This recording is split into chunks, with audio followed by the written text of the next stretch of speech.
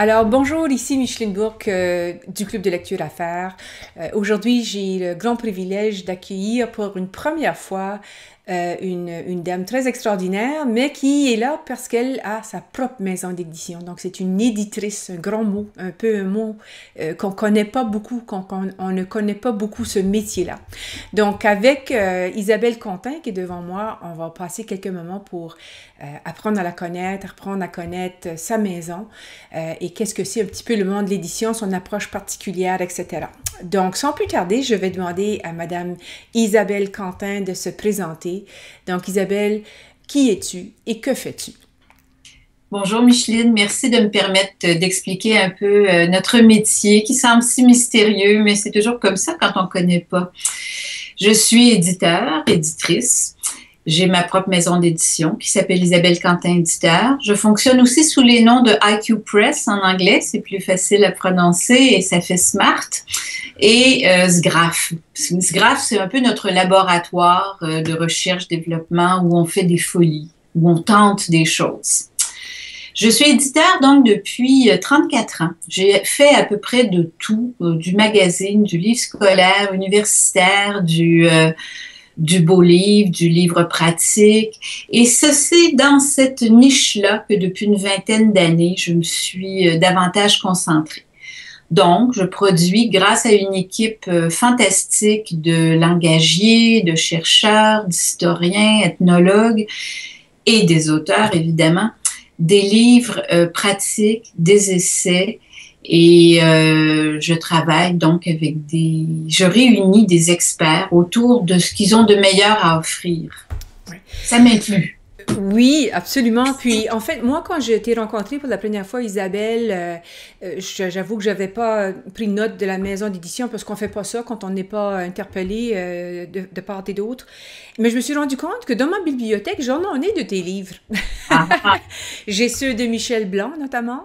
oui. J'ai celui de Pourquoi bloguer, qui remonte à quelques années, mais qui m'a tellement servi moi-même dans ma propre petite pratique au niveau des médias sociaux pour expliquer c'est quoi bloguer. J'ai souvent référé à ce livre-là avec des clients, je l'ai recommandé, etc.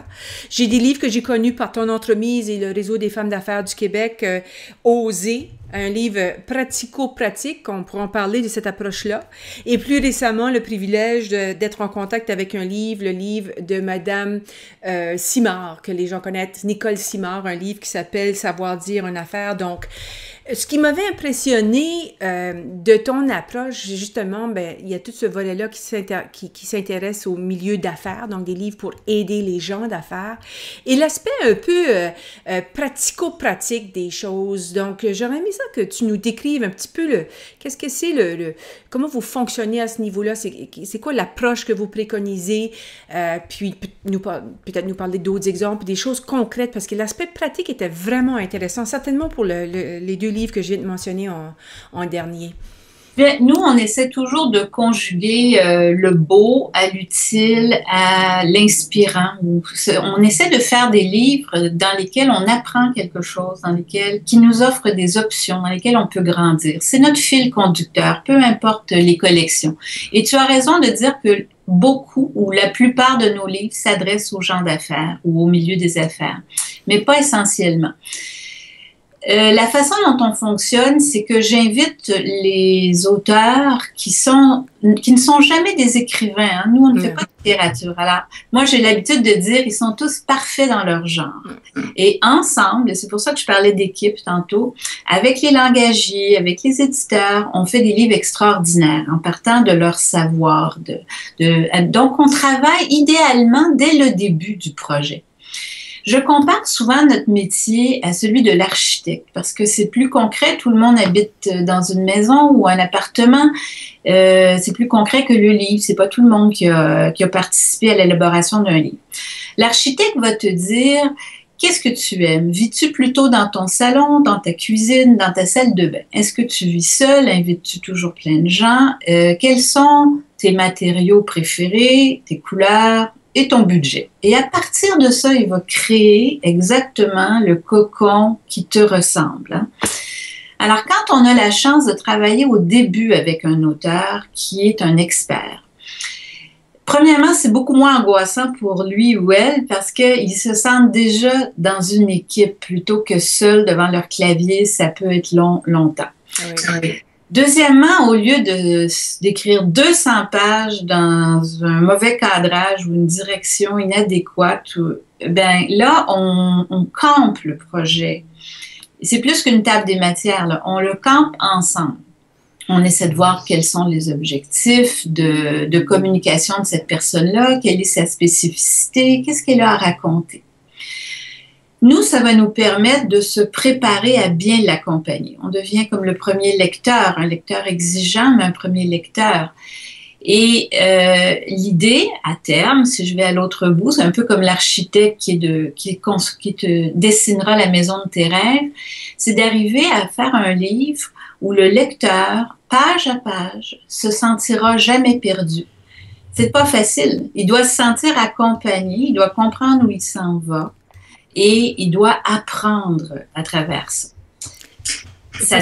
Excuse-moi, oui, parce que dans ma naïveté, tu sais, ou peut-être que d'autres ont la même naïveté que moi, c'est qu'on s'imagine que finalement, les éditeurs, ben, on leur envoie notre ébauche de livre, puis ça passe ou ça passe pas le test.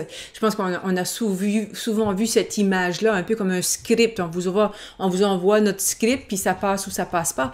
Pour décider d'embarquer dans un projet, justement, est-ce que vous allez recevoir des suggestions, mais est-ce que vous allez vous-même vers des clientèles, et puis peut-être que c'est une bonne façon pour nous d'aller vers cette offre que vous avez du côté de la collection Histoire d'entreprise. Je ne sais pas si le lien est bon, là, mais OK, il y a plusieurs questions. Oui, il y a plusieurs questions, là. Alors, la plupart des éditeurs, soyons bien clairs, vont attendre que vous ayez un manuscrit fini avant de s'y intéresser. Pour la très bonne raison que la plupart des gens qui veulent écrire un livre ne le finissent pas. Donc, c'est du temps perdu. Okay. Et c'est plus facile de juger d'un ensemble que de le travailler dès le départ. Hein. Je ne dis pas que les éditeurs sont paresseux, mais on a beaucoup à faire et c'est pas la pratique de la plupart. Deuxièmement, même moi, je ne publierai pas tout le monde. Hein. Donc, il va falloir qu'on passe par un échange, une revue de littérature, un cadrage, avant de décider de travailler ensemble ou peut-être que j'indique à la personne vers qui aller. Cette façon de faire nous permet je le disais tantôt, d'arriver à des livres dans lesquels on va écrire, dans lesquels on va jouer. Tu as montré tantôt un petit livre qui s'appelle Oser. Ben, Oser, c'est un livre dans lequel on fait des tests pour mesurer son niveau d'audace, construire sa carte d'audace. On a même un jeu de cartes intégré pour jouer autrement, donc jouer, écrire. Il y a d'autres collections, ça c'est Télécommunicateurs, comme Coach, tu en as montré un de Nicole Simard. Notre dernier, c'est Lucie Morin, Fidéliser ses employés. Là, on va avoir des tests, des exercices pour le gestionnaire et aussi des exercices ou des évaluations à faire passer aux employés pour travailler ensemble autour de la justice, des compétences. Parfois, je vais aussi susciter l'écriture d'un livre. Je rencontre quelqu'un dans un colloque, une conférence, une présentation et je lui dis « C'est vraiment intéressant ce que tu me racontes. As-tu déjà pensé faire un livre? J'ai jamais vu un livre sur ce sujet-là. » Donc, parfois, c'est moi qui sème les graines. Okay. Parfois aussi, on travaille pour une entreprise, une association. Là, j'en ai sorti un. À ce moment-là, on fait ce qu'on appelle des beaux livres d'entreprise. Ça, c'est un coffret, un super coffret. Wow. À l'intérieur de ça, il y a un livre. On se rend compte, je le dépose parce que c'est fort lourd. Oui. On se rend compte que c'est le travail de 25 personnes là-dedans. Incroyable. 25 personnes, une centaine d'entrevues, des photographies, de l'écriture, de l'histoire, des capsules historiques, bref, 2 ans de travail, 25 personnes, traduction, plusieurs langues. Et là, ça devient un cadeau à offrir, un cadeau que l'entreprise s'offre pour capter les mémoires des anciens, transmettre les valeurs à un groupe qui a grandi, qui s'est étalé, rassurer au moment de la passation des pouvoirs d'une génération à l'autre ou d'un groupe à l'autre. Ça peut être aussi se faire connaître pour aller chercher de nouveaux employés ou pour les retenir. Il y a beaucoup de raisons de communication pour lesquelles on fait un beau livre d'entreprise. Mais c'est une approche assez originale, ça. Puis, ce que je trouvais intéressant dans cette approche-là, justement, c'est que ça sert l'entreprise dans le volet de communication externe, donc se faire connaître, tout ça, mais il y a un volet de ça aussi qui est très interne, donc que les employés, que ce soit au niveau du sentiment d'appartenance, la fierté, l'historique de l'entreprise, savoir d'où ça part. Ça, c'est bien beau aller sur le site web de l'entreprise où on va trouver 2 pages, mais là, on voit des photos, on voit les constructions, j'imagine dans ce cas-là, le premier magasin, l'ouverture dans d'autres provinces. Je l'ai pas vu, mais j'imagine qu'il y a plein de phénomènes comme ça qui sont bien détaillés dans le livre qui peuvent dire « Wow, moi je travaille pour cette histoire-là, je fais partie maintenant de cette entreprise-là. » Je trouvais ça vraiment intéressant. Oui, tu fais bien de le souligner parce que une entreprise, c'est un organisme vivant et ce n'est pas un organisme vivant, enfin, c'est d'abord une structure, mais ça ne vit que par les gens qui l'habitent, qui la font grandir. Ce sont des gens qui ont de l'audace, qui ont de la patience, qui ont du courage, qui ont des idées. Ce sont des gens qui décident de travailler ensemble pour aller plus loin. Donc, habituellement, les rapports financiers, tous les écrits qu'une entreprise génère ne parlent pas beaucoup des gens. Non. Parce que là, ça nous permet de situer notre travail à l'intérieur de celui d'une entreprise, laquelle est dans une région, dans un pays. Donc, ça donne un sens à ce travail. Et on apprend sur les métiers. Donc, Isabelle Contant, votre maison d'édition, c'est une maison d'édition qui rejoint quand même un public large, mais avec un petit accent vers le public d'affaires, des gens d'affaires, des entreprises. Quoi d'autre qu'on peut donner comme information? Donc, c'est une entreprise québécoise avec une longue histoire. Vous publiez des livres en anglais et en français. Qu'est-ce qu'on peut dire? Vous avez une approche particulière d'encadrement des auteurs, donc ce n'est pas une question simplement de recevoir un manuscrit, mais c'est une question de travailler ensemble, de bâtir le projet pour qu'il soit non seulement en lien avec des besoins sur le marché, mais certainement en lien avec ce que l'auteur a envie de véhiculer. Un aspect très pratique aussi qu'on va retrouver dans vos livres, de beaux livres. Hein, de beaux livres. Oui. Même quand ils sont électroniques, on a à cœur de faire de jolis livrelles. Excellent. D'autres petits aspects qu'on peut ajouter par rapport à votre maison, votre approche?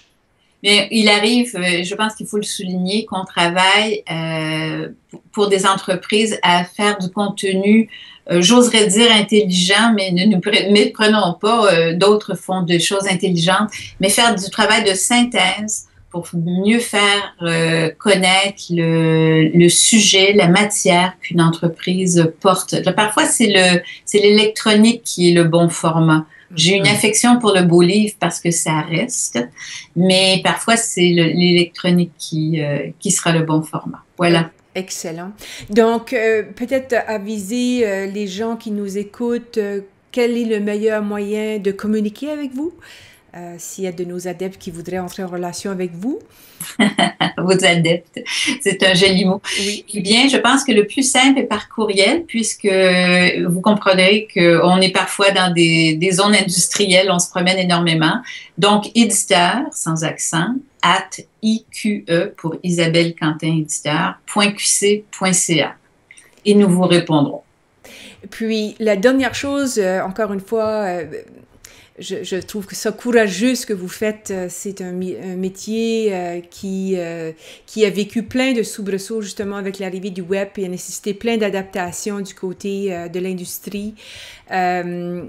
Pour vous remercier de votre temps, pour vous remercier d'avoir partagé toute cette information-là, j'aimerais vous faire un beau souhait. Donc, qu'est-ce que je peux vous souhaiter? Qu'est-ce qu'on peut vous souhaiter?